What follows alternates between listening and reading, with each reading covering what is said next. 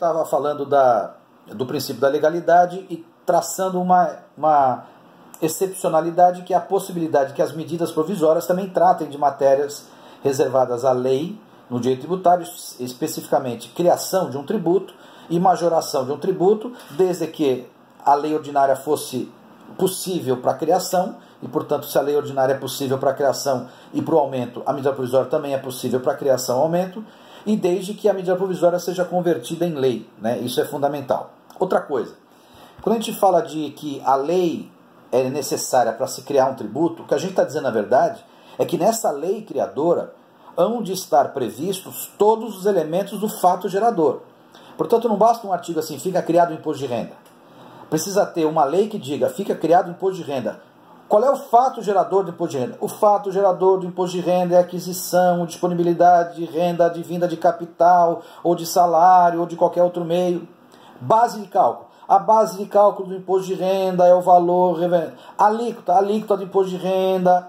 Portanto, quando a gente fala que a lei deve criar um tributo, a gente, na verdade, está dizendo que a lei deve estabelecer todos os elementos que fundam esse tributo, todos os elementos necessários a que esse tributo seja exigido, que são o que nós chamamos de elementos do fato gerador.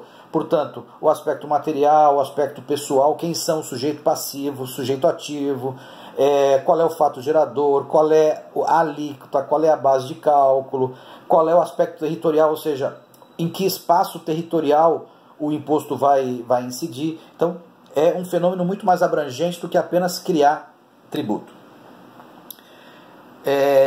Outra coisa importante, o artigo 97 do Código Tributário Nacional, ele reafirma essa necessidade de que haja lei. Portanto, é uma regra infraconstitucional, mas que reafirma o princípio, aliás, como não podia deixar de ser. Mas é importante, vou ir lá no 97 do CTN, porque ele faz duas observações. A primeira é a seguinte, que se a lei nova, na verdade, fizer uma alteração que acarrete aumento de tributação, portanto, ele não aumenta a alíquota do tributo, mas ele mexe na base de cálculo a ponto de gerar um indireto aumento, isso é considerado aumento e, portanto, só necessariamente por lei é que se fará. Vou dar um exemplo.